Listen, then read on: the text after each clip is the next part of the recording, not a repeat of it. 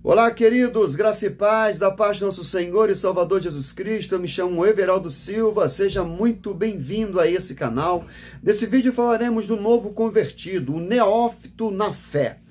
Se você não é inscrito no canal, aproveite o momento, aí embaixo, se inscreva, comenta, compartilha para que as vidas sejam elas alcançadas, edificadas, meus irmãos, pela palavra do Senhor.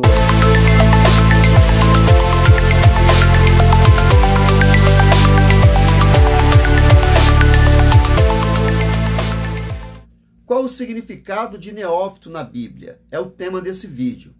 O significado de neófito indica uma pessoa iniciante na fé cristã, ou seja, um recém-convertido ao cristianismo. A palavra neófito vem do grego neóptos, que por sua vez deriva de um verbo que transmite o sentido de produzir, brotar e germinar, meus irmãos. Então, com base nesse significado, o neófito é como uma muda plantada, que começa a brotar e dar seus ramos. Inclusive, é com esse sentido que a Septuaginta, ela traz essa tradução grega da Bíblia hebraica.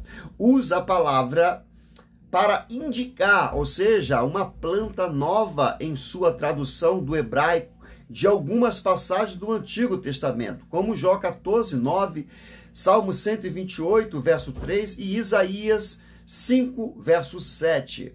Já no Novo Testamento, irmãos, a palavra neófito aparece apenas uma única vez.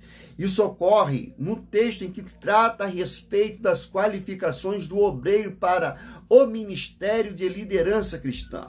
Nesse texto, o apóstolo Paulo explica que a pessoa que deseja o episcopato, isso, exerce a liderança na igreja local e deseja uma excelente obra, meus irmãos.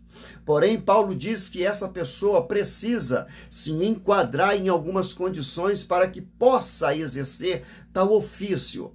E é dessas condições pontuada pelo apóstolo que falaremos. É justamente que o bispo, ele não pode ser um neófito na fé. De acordo com Paulo, o neófito não pode presidir a congregação, para não suceder que se emburreça ou caia em condenação. Porque um neófito, meus irmãos, não pode pastorear a igreja. O neófito não pode liderar uma congregação local, porque, obviamente, ele ainda não amadureceu na vida cristã. O recém-convertido, ainda que tenha outras qualidades, querido, e é exigidas para o ministério. Entenda isso. Como, por exemplo, se uma pessoa irrepreensível, fiel à sua esposa, que tenha domínio próprio, que não seja ganancioso, entre outras qualificações, ele ainda está impedido de servir como bispo na igreja. Várias passagens do Novo Testamento trazem metafórias agrícolas para falar da obra de Deus e de seu povo. Em outras partes, o próprio apóstolo Paulo, por exemplo, ele fala dos crentes como plantas e das igrejas como lavoura de Deus. Então, o neófito, como um recém-plantado, claramente não possui maturidade necessária para ser um bispo da igreja. Além disso, Paulo ainda diz que elege, ou seja, o eleger um neófito para a liderança da igreja é algo muito perigoso e que pode trazer consequências gravíssimas.